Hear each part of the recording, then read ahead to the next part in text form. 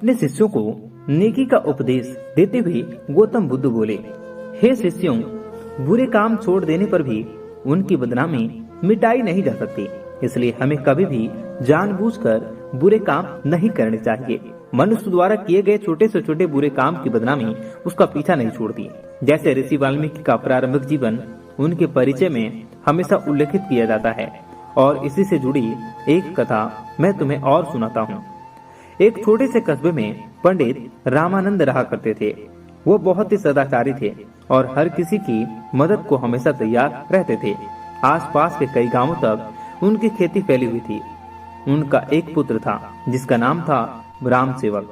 राम सेवक इकलौता होने के कारण बड़ा ही चंचल और नटखट था। पंडित जी की आर्थिक अभिलाषा थी कि उनका बेटा विद्या प्राप्त करके उन्हीं की तरह सदाचारी बने और पूजा पाठ इत्यादि का काम करे। लेकिन पिता की इच्छा के विपरीत लाला राम सेवक हमेशा शरारती किया करता था।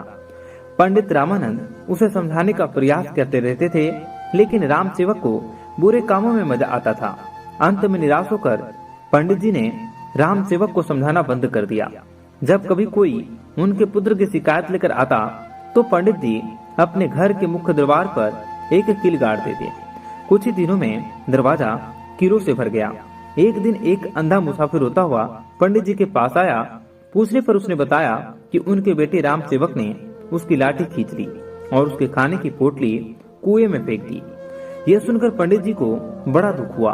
उन्होंने दरबारे की ओर देखा, उसमें केवल एक आखिरी कील के लिए जगह बची थी। पंडित जी ने अंधे मुसाफिर से माफी मांगकर उसे रवाना किया और कील हथौड़ा लेकर दरवाजे पर जैसे ही कील ठोकने शुरू कर दी, उसी समय राम सेवक वहां आ पहुंचा। उसने पिता से पूछा, पिताजी, आप ये क्या कर रहे हैं? पंडित जी उदास मन से बोल उठे, बेटा, मैं तेरे किए गए दुष्मर्गों की गिनती कर रहा हूँ। राम सेवक आश्चर्य से दरवाजे पर लगी कीलों को देखने लगा और फिर पूछ बैठा, क्या दरवाजे पर लगी सभी कीलें मेरे कारण लगी हैं? इस पर दुखित पंडित जी बोल उठे, हाँ मेरे नालायक बेटे, ये सब कीलें तुम्हारे किए गए दुष्कर्मों की सूचक है।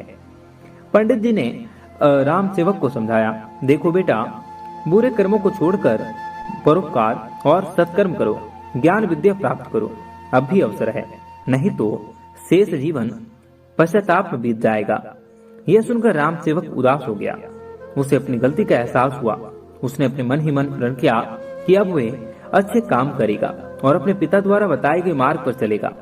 देखते ही देखते उसके व्यवहार में बदलाव आने लगा। उसने लोगों को सताना बंद कर दिया। वे सबकी सहायता करने लगा। उसके इस बदलते हुए व्यवहार से पंडित जी खुश रहने लगे। उन्होंने राम सेवक के प्रत्येक अच्छे काम पर दरवाजे पर लगी एक कील निकालनी शुरू कर दी। धीरे धीरे सारी कीलें निकल गई। एक दिन पंडित जी आंगन में बैठकर धूप सेक रहे थे कि तभी उन्हें किसी ने बताया कि अभी भी राम सेवक ने एक निर्धन बुढ़िया महिला की सहायता की है। इस सूचना पर प्रसन्न होकर पंडित जी ने जैसे ही अंतिम कील निकाली, उसी वक्त राम सेवक वहां पर आ पहुंचा।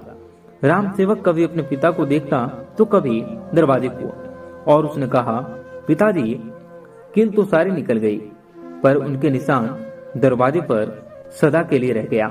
पंडित जी ने समझाते हुए बोला कि हाँ बेटा, मनुष्य के द्वारा किए गए छोटे से छोटे बुरे कामों की बदनामी उसका पीछा कभी नहीं छोड़ती।